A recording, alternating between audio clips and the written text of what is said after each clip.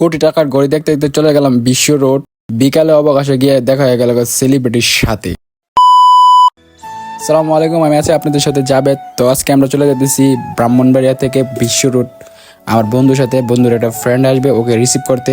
তো দেখতে দেখতে আমরা চলে আসছি মেইন রোডের কাছে। এখন আমরা রিক্সাতে আছি, আর আমি আছি আর আমার ফ্রেন্ড আছে।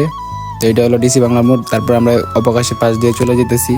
তারপর ফ্লাইওভার আসলাম, এই যে রেল স্টেশন দেখা যেতেছে। ফ্লাইওভারের ভিউটা অনেক সুন্দর ছিল। আমরা বিচ থেকে চলে আসলাম ফকিরা পুল। এই যে ফকিরা পুল দিয়ে পার হয়ে এখন চলে আসলাম। এই গাড়িটার দাম নাকি কোটি টাকা।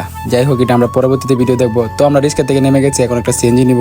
সিএনজি নিয়ে আমরা চলে যাবো সোজা বিশ্ব রোড। তো আমরা সিএনজিতে উঠলাম, সিএনজি চলা শুরু হয়ে গেছে। আমরা চলতেছি শহর থেকে বের হয়ে এখন বিশ্ব রোডের দিকে যাইতেছি। তো এখানে হলো মেড্ডা যে যেখানে থাকেন যদি চিনেন অবশ্যই কমেন্ট করে জানাবেন। আর ব্রাহ্মণবাড়িয়ার রাস্তার কথা আর কি বলবো, এই দেন রাস্তার কি হাল। ও বাবারি, এ তো মানে সুন্দর রাস্তা আমি আর আগে কখনো দেখি নাই।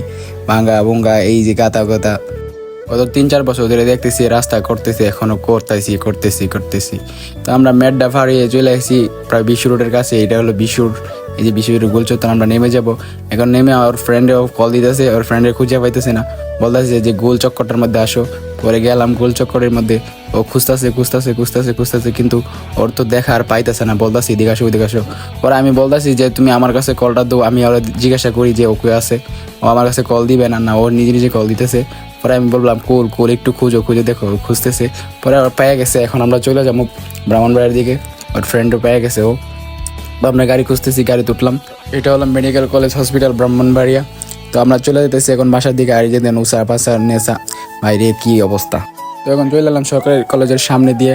এখন চলে যেতেছি বাসাত। তো বিকালে বের হয়ে অবকাশের দিকে যেতেছি। হঠাৎ দেখি টিকটকার আশরাফুলের সাথে দেখা, সেলিব্রিটি মানুষ।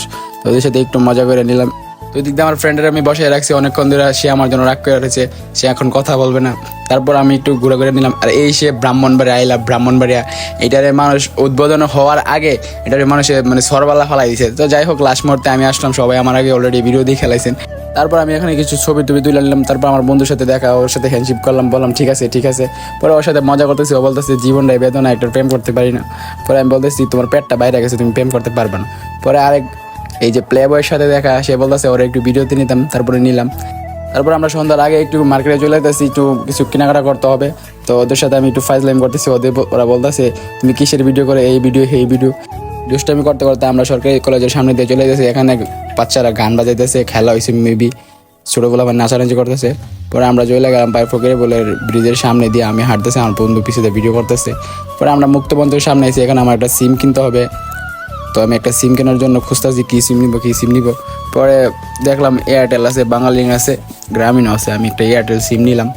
তারপরে একটু মুক্তমঞ্চ ঘোরাঘুরি করলাম, একটু জুস খাইলাম। একটু সন্ধ্যার জন্য ভিডিও করতে পারি নাই। তারপর আমি আমার বন্ধুর দোকানে চলে গেছি, ওইখানে কিছু কেনাকাটা করার জন্য। এই যে ট্রায়াল দিতেছি আর বন্ধুদের। আর এটা হচ্ছে প্লে বয়। তো এইগুলো আমি নিছি। আর ওদের দোকানটা হচ্ছে বিবারিয়া টাওয়ার, 2তলা, হাতের ডান দিকে। কেউ আসতে চাইলে আসতে পারেন। তো সবাই ভালো থাকবেন, সুস্থ থাকবেন। আসসালামু আলাইকুম।